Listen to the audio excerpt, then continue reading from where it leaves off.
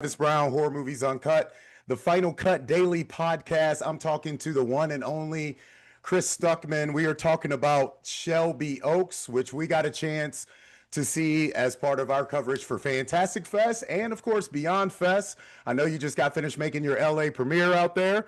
So, first and foremost, man, I'm just curious, how has the trip to Austin and LA been? How's things going with you guys so far with the film? Man, I love Austin. I've been to Fantastic Fest like four times, I think. It's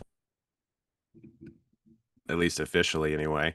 I met the producer Aaron Kuntz there. You might have heard the story. I don't know if you were there, but I was watching Gigi Saul Guerrero I in a was there. boxing match. Yeah, okay, I yeah. was, Uh, I cornered Jill. Remember, I put Jill's gloves on. hell Yeah, yeah. I All was the right, one that yeah. put Jill's gloves on. Yeah, I was there, brother. I was Oh there. wow, that's amazing. Okay, so yeah, I mean, you know how loud it is in that room. Exactly. And so I imagine me sitting there or standing there next to Aaron Kuntz, who's probably half drunk, just going like, "Yes, I have this idea for a movie, and I think you might like it." It's like we're trying to pitch this thing and make it happen.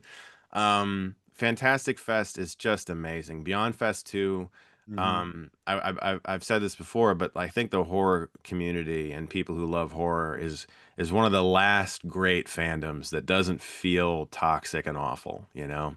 Totally It's agree. people are so inviting, everybody's welcome. You can all come to the party and the stories go to dark places and comical places, and there's so many different subgenres. It doesn't matter if you like slashers, monsters, Dark comedy. psychological, You dark got comedy, everything. Yeah. it's all very, very welcome. Well, that's awesome, man. It's great to have your film be a part of the whole roulette of craziness that are involved in these festivals. My first question off the film, though, is to do with a lot of the anticipation, with your background as being what we do, critics and all that stuff. And I'm curious to how you balance audience expectations with your own vision, since you've done some shorts, you've done your own thing with your own shows, but first time big feature. I'm curious how you found that balance. Yeah, I think for me, it's there's part of you, and I think this is true for any filmmaker, really. There is part of you when you're shooting your movie and when you're writing it that you do have to try your hardest to shut out the voices that are in your own head telling you that you should stay in your lane or that you're not good enough for this, because I am my biggest critic for sure. I tend to hate myself. That Um, imposter syndrome that we all got, man. This is so Yes. hard. Yes. But it goes beyond that for me. I was raised in a religion that taught me that everything I do is a sin. And so I have had to kind of carry that for a long time and figure out how to ignore that part of me that wants to keep me in the shadows, in the closet, Yeah. always. And so with this, I think for me, we made a film that a lot of people will see and review, and I'm happy about that. But at the same time, we made a low budget indie horror movie, I mean, we are one of the lowest budgeted films of the year to get a wide release. And I'm very proud of that. We didn't have Hollywood money at our disposal. Right. And we made this movie, and I think we made a movie that looks far more expensive than it is. And I'm And very proud of sounds that. sounds more expensive than it is, also, for Thank sure. you. For Thank you, sure. man. No, we worked our asses off on this, and I'm very proud of the finished product, but I'm more proud of the people we worked with, our cast Yeah. and crew. Yeah. Everybody on this movie really understood that we all just kind of have to wear 10 hats, and everybody does a different job, and we're all just there picking up stuff and transporting things ourselves. I would jump in and do set decoration. Hmm. There's times where it's like, okay, I'm going to tell the actors something and we're going to go, but now I'm going to go help them like move this wall Yeah. because we've got to go. We got to go. Got to wear And all the hats. Is just what yeah. it boils down to, man. The next thing I want to discuss is the film plays with both traditional narrative style, found footage aesthetics. What made you want to merge those approaches rather than fully commit to one or the other? Yeah, I think it was I mean, I do love found footage. I've always appreciated found footage movies. I think it's a great gateway for a lot of filmmakers who have a vision, who maybe don't have as many resources as others. Hmm. And I've always appreciated that aspect of it. But I also whenever I have watched a found footage movie, or our movie kind of lives more in the mockumentary sort of space for a while Right. too. Right. Um, I've always thought to myself, the actors here are in the movie, these characters are aware of the cameras right now. They know the cameras are there. They're being filmed, and they know that. But wouldn't it be cool if they also had cameras that they didn't know about, Hmm. that were allowing that was allowing us as the filmmakers to kind of play and Hmm. have like grand wide shots and get bigger. Yeah. And then I thought to myself, okay, am I breaking rules doing this? Like, is there some kind of rule that I have to follow? And I talked to some other filmmaker friends of mine about it, and they were like, "There's no effing rules, man. Just make the movie." Like the Uh, movie, yeah. And man. so that kind of is where it started, was like, oh, wait a second. Like, and it also helped when pitching it, because I was able to say, like, there's a portion of this movie that can be done very efficiently, Hmm. and then we can save some of the big bucks for these other portions. Right. And that helped a lot of producers kind of lean in and go, okay, I'm listening. Okay. Okay. And I want to talk about some of the other stuff, like the aesthetics of Shelby Oaks itself. It's kind of funny. I was in the gym with my clients this morning and I had Silent Hill on the TV because they always know that I have horror movies on this time of year. I kind of have them on all the time.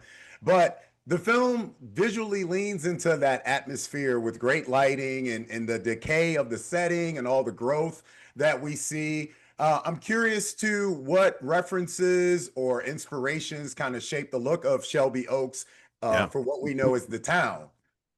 Love Silent Hill. I'm actually playing the new Silent Hill F. I was gonna ask you that after, bro. Like, Yeah. cause when Reese sent me the message, I'm like, hold on, Yeah, it's true. I I'm love playing Silent Silent Hill F too. Hill. Always have loved Silent Hill. I think that Right. first film is super underrated. Um, I think for me, I started watching YouTubers that were exploring like abandoned cities and The stuff. liminal spaces. Yes, ghost Yep. Yep. towns. And Yep. the first thing I think I ever saw of that, somebody did a video inside an old Blockbuster, and there were like Hmm. there were still some posters up and stuff, Yep. and I was like, "Oh my God, this is so cool." And my first thought was, these locations already look amazing and don't need any work to be done to them. And so the Kevin Smith School of Filmmaking was on my mind. He worked at a supermarket, and so he made a movie called Clerks. Exactly. So I thought to myself, ghost towns. If I can assemble and shoot in Ohio a lot of different locations that are abandoned and create one ghost town out of it, I can. And there's a lot of abandoned shit in Ohio, Yes, there is. where I'm I in live. Missouri, so I'm not too Okay. far away, man. I know some Ohio. Yeah, you understand. Yes, And sir. so I knew that we could get into like the Shawshank Prison, and we could get into this abandoned amusement park that's from this old amusement park that closed in the 70s called Chippewa Lake, that my mom actually went to when she was a little girl. And I knew all of that stuff was still just sitting there. We didn't have to build any of it. We didn't have to dress it. It just looked great. The hardest thing was safety, making sure everybody was safe. There's no Yeah. mold, there's no, dead animals, rust, things like that. And Villagers still allowing living us, there somehow. yeah, exactly. Yeah, no, You never know. no, we met a few folks occasionally throughout the. We did. We really did. We had a guy wearing a tool belt come up to us in the middle of Cleveland. There's this wide shot, sort of like a drone shot that descends through this 3 block radius of a town. It's a real Okay. abandoned place. There's no CG in that shot. But it's in Cleveland, and we had a guy who was wearing a tool belt who came up to us and was like, "Do you guys need anything fixed?" And we were like, "Hey, Like, man." actually, Yeah, we were like, "Hey man, thank you, but no, I appreciate right, it. Thanks. Go right, have a good day." exactly. Um, It is a but low no, budget film though, so five yeah, hours later, you might be like, "Hey, well, you do have two bell homie around the corner if we need him." that's true. That's true. We could have called him. He would have come up. So that's how it started, was the idea of, we can get into some of these places for a very good price and it will look expensive.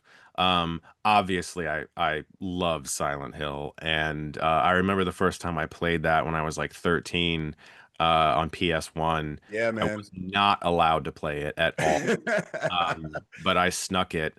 And Yeah. I had this glass window, well, of course, glass, but I had this big glass window in my apartment that I lived in. And there was the woods right there. And every night, every moth in the forest would just sit on my window. And I remember playing that game and looking over and just seeing all these giant fluttering moths watching me. Very, very scary. Yeah, man, it's just creating the whole Shelby Oaks vibe from day one back then. You know what I Yeah. mean? So the film I hear took some time to make. It took, it just this was a couple years in the making to get this thing completed. And I'm always curious when I speak to filmmakers, especially when we're on these budget restraints, time restraints. You got people who have to get back to other jobs, things like that. I'm always curious, what's the biggest challenge in getting across that finish line? Is it the financing, the creative direction, or just kind of keeping the momentum of this thing being alive? Yeah, I think it's definitely financing, obviously. I think a lot of, especially when you're not an IP and you don't necessarily have anything under your belt, you know, you might think like that I've built like a following on the internet and that that would help, but for most producers, it doesn't. Yeah. The They neon poster was pretty cool that they came out with all the backers. That was super sweet for them to do that. I love that so much. Yeah, it's Our great. backers are the best. And I think for me, this the scheduling of it was difficult because, like you said, there's actors who are available for a certain period of time, Hmm. and you've got to work around that. You can't shoot in chronological order, really. You've Right. got to just shoot. Like I remember on day three, we shot. I think we shot the ending on day three Yeah, yeah. because we just had to. And that's the way it works. We had COVID, we had two strikes, writer strike, actor strike. A lot of things were difficult to work around. But honestly, you know, sitting here now, as difficult that was in the moment to kind of navigate that scheduling, it really made the film better because there are things in the movie that would not exist otherwise. And I'll just give you like an example. There's two young actresses in the film who play the younger versions of our leads. Mhm. And in the earlier portion of the movie, there's VHS footage of them. And that's them. And later on in the film, there is sort of a, and this isn't a spoiler, there's Right, sort of like a story flashback where you see right. those young actresses again. And we were able to shoot with the same actors 3 years later because, and so we had like actual aging on their Yeah, faces that is not CGI. yeah. You guys got to do the Harry Potter. Yeah, yeah. No, that's the kind of stuff that like afforded us opportunities that we normally, your average movie that shoots in a month and then they're done doesn't have. That is fantastic. I would love to talk to you more about the cast. I mean, you got great people in the film, like Emily Bennett, who's in like 9,000 films and always busy doing her own stuff. Yeah. But my last question for you, though, is going to be now that your first feature is out, you're doing your thing. What kind of projects? It doesn't have to be really horror, but what kind of things do you want to tackle next? Is it something more personal, something more intimate? Can we pin you for the Silent Hill F like version, but you're gonna have to go and actually work with a Japanese director to do that, please? Thank you. But what are some of the things that would you like to tackle next to wrap this all up? Um, love the genre space, would obviously adore to do another horror movie, but I am also very interested in action. I think I would really like to make an action film. I do have a script for one that is very tense and has a lot of good fights and chases and things. And Good. I would very much like to make that movie next, and we'll see if we'll see if it happens. I'm out there pitching it and trying to All make it right. happen.